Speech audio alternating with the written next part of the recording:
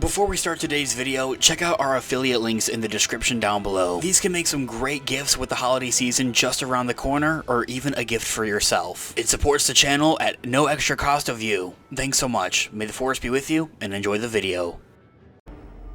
Hello there. This is where the fun begins.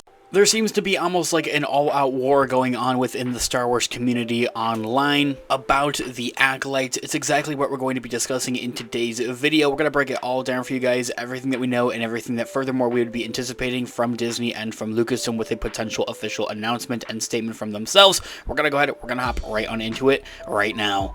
Before we do though, however, grab that subscribe button if you haven't already, as we're discussing and covering all types of Star Wars related news, leaks, rumors, theories, and breakdowns here on the channel. So if you guys are into any of that, go ahead and grab that subscribe button today. Okay, so in this video, we are going to be taking a quick read from one of my favorites out there, StarWarsNewsNet.com. I'll have their article linked in the description down below for you guys to check out there as well as an overall garnering source. So on the Star Wars fandom's latest social media fight, of course, is the Acolyte, and things kind of just keep on going with it, essentially. Like, I won't necessarily want to say that it's worsening or it has gotten worse, but it is definitely not the best case scenario. The article reads that the saga of the Star Wars fandom on social media, zooming out possibly one of the most entertaining things to come out of the franchise recently from an outside look on in, took to a new turn just this last week. A quick recap of events, as I've kind of discussed and have covered here on the channel throughout the last week, as we've kind of just gotten new reports on this overall. So after the Acolyte was canceled about 2 weeks ago now, Amandla Stenberg had posted a video on her Instagram account, and on her story, she is of course the lead star for the Acolyte, de-announcing some of the fandom's response towards the show, in particular calling out a rampage of viral that we had faced since the show has, was even announced from the get-go. Also a rampage of the hyper-conservative bigotry and vitriol and prejudice, hatred, and hateful language towards us, ending that quote right there.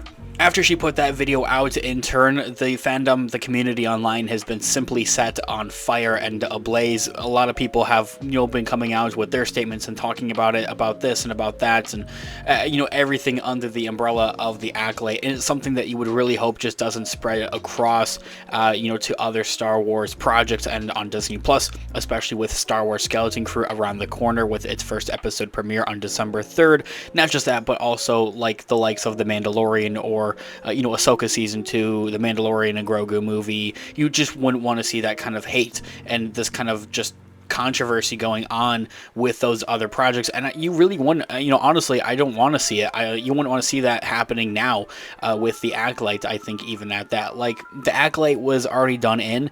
I think that this, her coming out with a statement makes things kind of 10 times worse. Now, I'm not saying that what she said is bad or anything, it's untrue or anything like that of that nature. It's all very true, and she has more than a right to stand up for herself, stand up for her colleagues, for the rest of the cast and crew members from the Acolyte, because they really have taken quite a beating throughout the course of the Acolyte, with all of the online hate throughout the course of the show's episodes releases, for the last 2-3 months now at this point. So for her to come out with this kind of official statement and to make this video doesn't just make sense. Of course, this is the kind of response that we would anticipate and expect from her, but it's something that is also deserving at the same time. However, as I had mentioned, her coming out with this video does make things kind of 10 times worse. Those sections of the fandom had replied and responded to their own ways.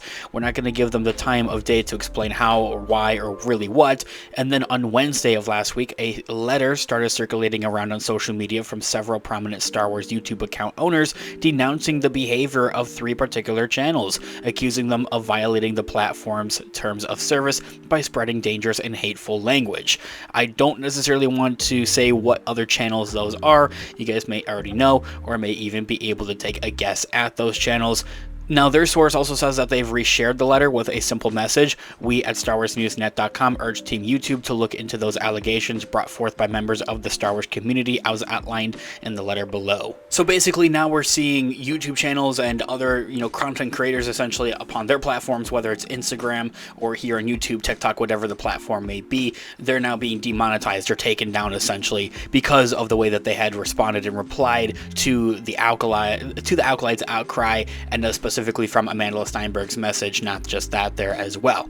So You know, I completely agree with StarWarsNewsNet.com in the article here. Let us, get this out of the way first. We personally do not agree nor endorse every accusation that was made in that letter, and we think that there's some things that are slightly exaggerated and others that have may required some more context to them as well. We also have not seen a second of content from these YouTube channels other than these 6 minutes chilling recap of some of their worst moments that was also shared with the letter. On the related note, the message we had also posted was agreed upon by the majority of their team, which includes people who have seen and are aware of what these channels post on a regular basis. It's just a lot of negativity at the end of the day is really what it is. It was also very simple. We just don't know if what is posted in that letter represents a violation of YouTube's terms of service, but we asked the company to look into it essentially. It's really no different from a real world legal procedure really at that. If someone believes a law is broken, that they will file a lawsuit and ask the justice system to take, a stance from there. YouTube's laws are its terms of service,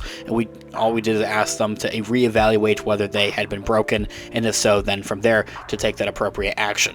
The evidence may be overall, circumstantial, but you'd also have to live in a different, reality, not to acknowledge that there is a systematic effort to push people away from this fandom whenever it suits certain people's narratives and their worldviews as well, simply there to get clicks and to get their views. The most prominent example includes Kelly Marie Sharon after The Last Jedi had pulled a Holdo maneuver on the Star Wars fan base, and a lot of people disagreed with her character of Rose.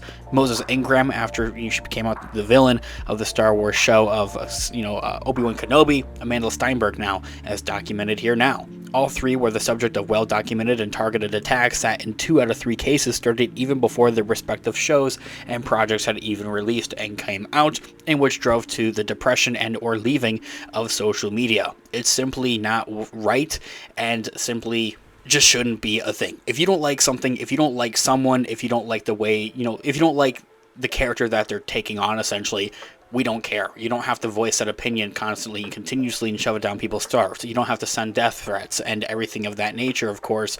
You can simply just not watch that given project and walk away from it. I've always preached this here on the channel. It's simply fictional. None of it's real.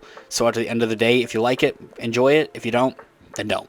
I'd like to make this my last video talking about this whole subject because it's just really a big blur and a big mess now at this point. So yeah, I'll catch you guys in the next one. Have a great one. Peace out.